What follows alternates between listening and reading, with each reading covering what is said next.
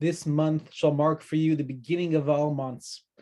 It shall be the first of the months to start the year.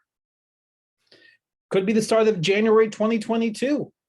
Reality, this comes from Exodus 12, from this week's Parshat Bo, where our people, our ancestors, the ancient Israelites, are given the commandments to begin their first calendar, to begin the new year. And of course, Parshat Bo is the perfect Torah portion for this week, as we are entering our full Shabbat of 2022.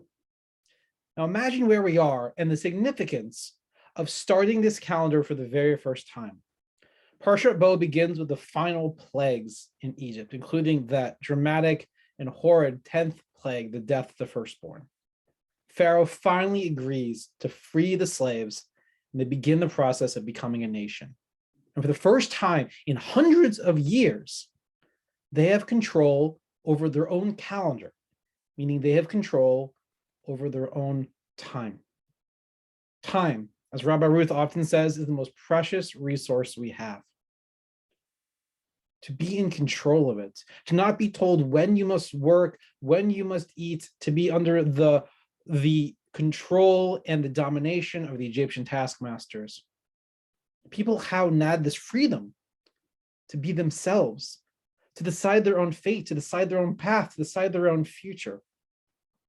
This first year that they're referring about, the first month that this text is referring about, refers to the month of Nisan, which is when Passover begins. Not actually Rosh Hashanah. Rosh Hashanah begins during the 7th month.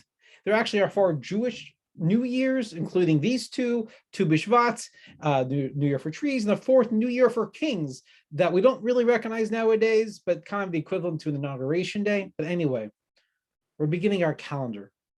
The people have this incredible access to their time and their decisions. Now consider what this might mean for us as we're beginning our secular New Year as well.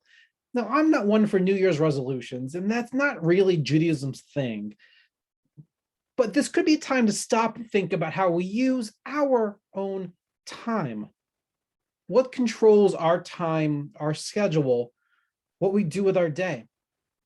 Is it framed around work obligations or chores or errands, or on family or friends or hobbies?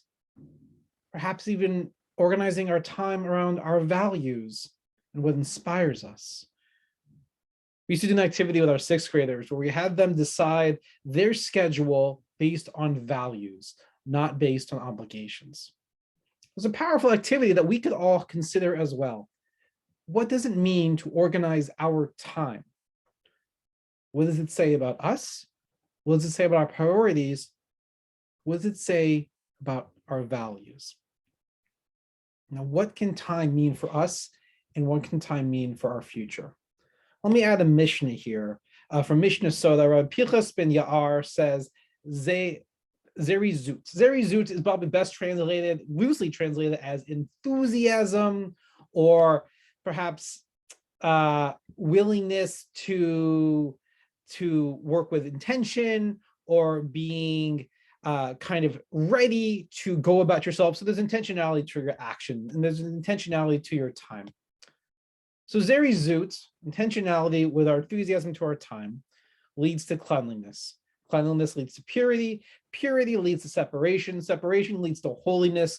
Holiness leads to modesty. Modesty leads to fear of sin. Fear of sin leads to piety. Piety leads to the divine. The divine leads to the resurrection of the dead. The resurrection of the dead comes with Elijah, who brings about the messianic age. That's a big jump from being enthusiastic about our time to the messianic age. And a side note, I mentioned here, you might be reminiscent of the concept of cleanliness leads to holiness. Some people claim that's from the New Testament. It's actually a phrase from the 17th century England. What we have in this text from the Mishnah is the idea that being intentional, enthusiastic with our time, precise with our engaging of the day, leads to so many other things. Leads to purity, leads to holiness, leads to modesty, leads to divinity. So let's consider ourselves how we can engage in this first Shabbat of 2022, this week of Parshat Bo, or our people experience the calendar for their first time. What controls your calendar? your day, your job, your hobbies? What could control your time? What could be your guiding star, your directing force, how you spend your time, how you organize your values? Consider it. Try a new approach. Now, we may not have a lot of time to shift here or there, but even a little bit might help reframe how we see our day, how we see our mission to ourselves and to our community. This month begins the months of the year, both for our Israelite ancestors and for us. What will we do with our time?